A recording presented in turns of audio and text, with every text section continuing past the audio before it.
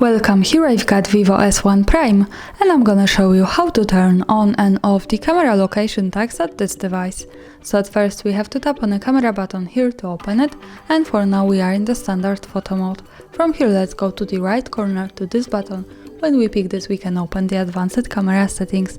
And here we have the geographic locations option, so it allows us to save the information about the place where we take a picture in the details about it. By using this button we can easily turn it off and turn it on like that as we need. And also here the important information is that to make it work correctly, when we want to save the actual location of our photo, we have to be connected with the internet, for example the Wi-Fi, and we have to turn on the location of this device. So remember about these two parameters to make it work. Now let me keep turning on all of these settings. Let's go back to the camera to take a picture. To see the picture, let's move here to the left corner at the bottom.